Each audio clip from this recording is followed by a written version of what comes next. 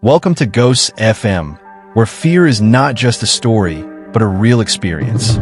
Today we bring you the most terrifying and mysterious ghost story in America, the Bell Witch. Let's start the main story without further ado. In a small village in Tennessee in 1817, a farmer named Robert Bell and his family were living a peaceful life. Grassy fields, grazing animals, the sound of the tin roof of a small farm. Everything was like a quiet morning. But that peace did not last long. Robert Bell and his family first noticed small, strange events. At night, there were knocks on the door, and sometimes even voices calling the names of family members. At first, everyone in the family thought that maybe a wolf or some other animal was doing all this. But the incident gradually took a terrifying turn. These are not just small sounds, but terrifying and specific attacks began. The family members saw an invisible force hitting them directly.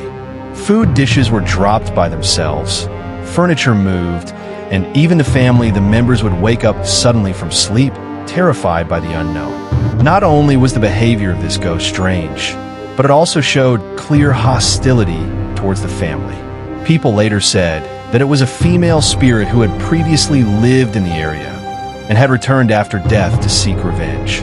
This spirit would not only destroy things, but would do everything to disrupt the physical and mental peace of the family. Robert Bell's family gradually began to realize that they were victims of an invisible force. At first, it started with just sounds, doors banging, floorboards creaking, and sometimes a voice saying Robert Bell. But within a few days, the events took on a terrifying form.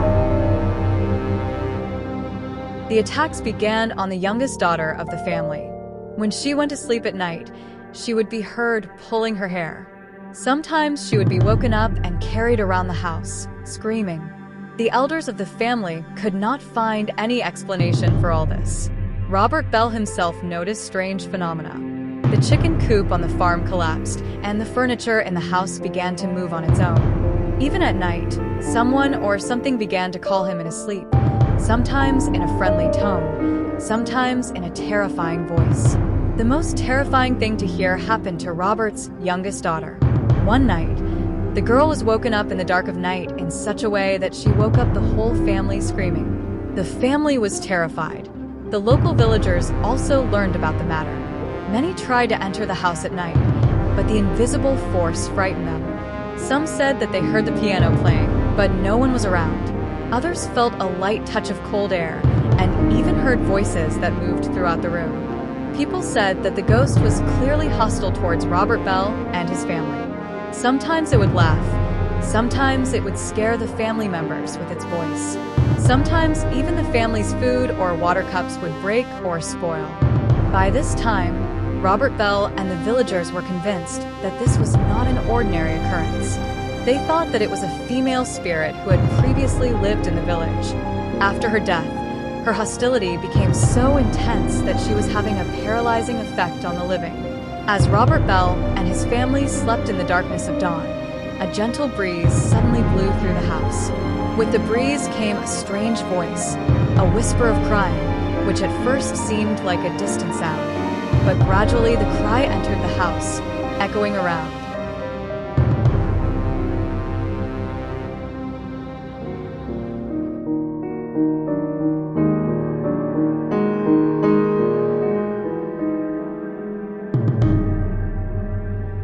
Mother, mother. Although it sounded like a child's voice, the sound was unusual.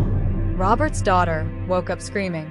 Someone or something grabbed her by the hair and turned her around, and all the furniture in the house began to move on its own. When the elders of the family lit candles for light, they saw invisible footprints on the floorboards. Slowly, those footprints began to move through the house.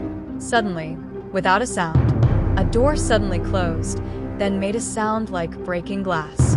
When Robert Bell called out, "Who's there?" he screamed, then heard a deep, pitiful cry.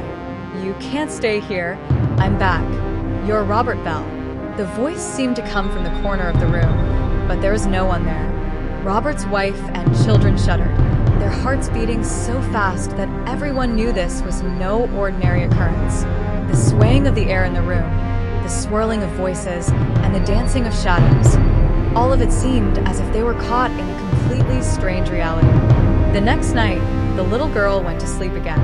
In her sleep, a sob escaped her throat, a breathless cry that seemed to echo through the windows, the doors, and the walls. Robert moved closer to his daughter, but the closer he got, the deeper the voice grew. In an instant, he felt a cold hand touch his neck, and someone or something was staring at him from a corner of the room behind him. The scene was so terrifying that the whole family began to sleep in separate rooms that same night. Their dreams were filled with the cries, moans, and sounds of invisible footsteps.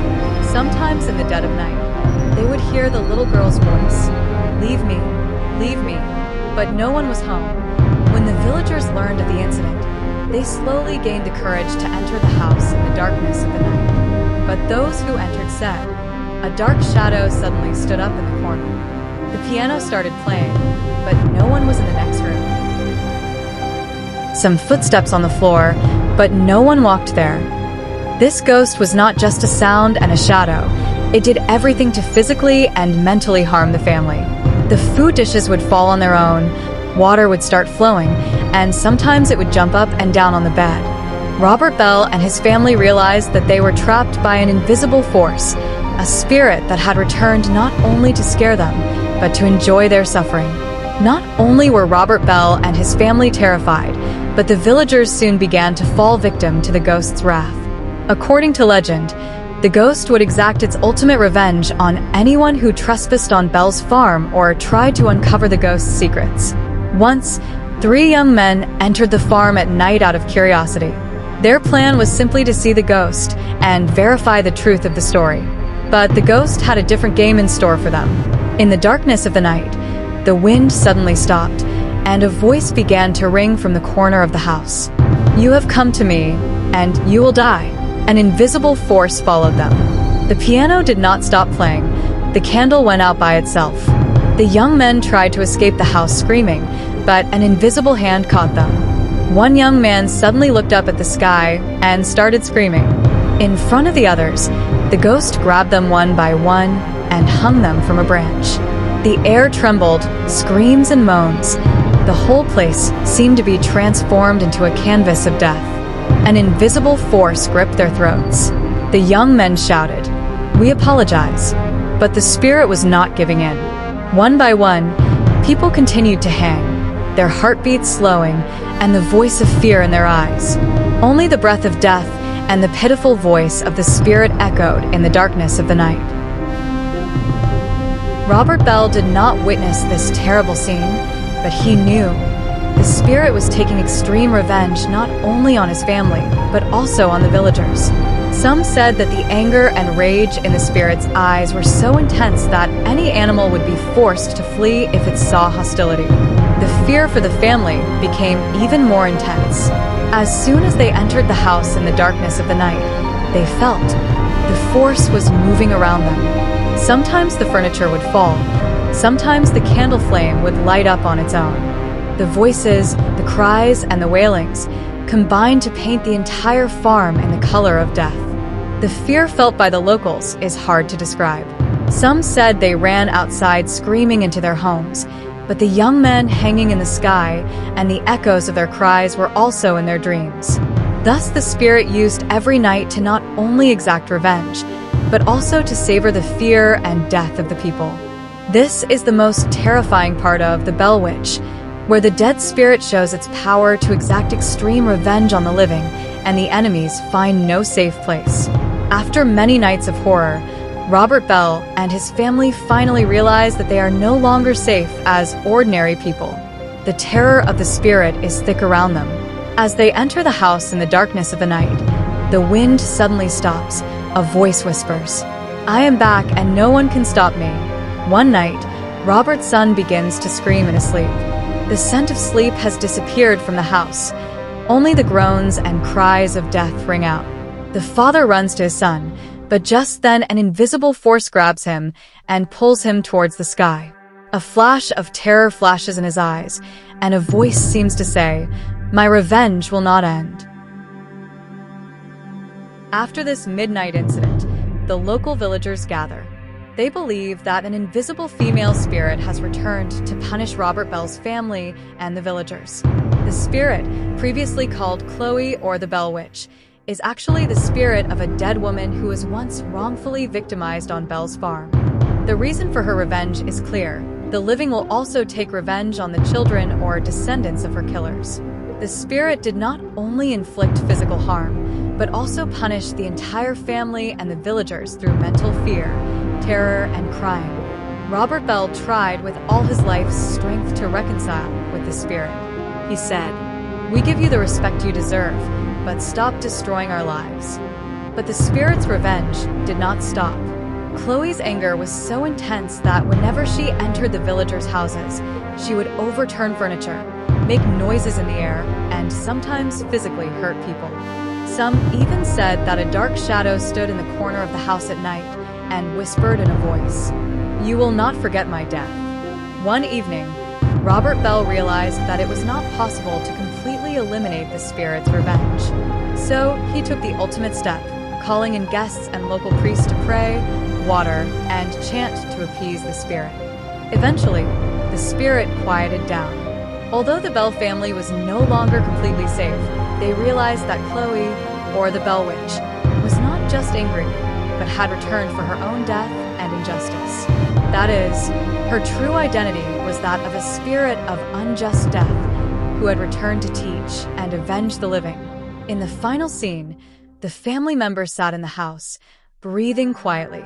The wind and voices had stopped, but a chilling chill still hovered around them. Robert Bell knew that the Bell Witch's story was not just over. Her voice and terror would come alive to anyone who heard it. And so ended today's episode of Ghosts FM. Remember, there are some mysteries in the world that can never be fully solved, and spirits like the Bell Witch can forever haunt our minds.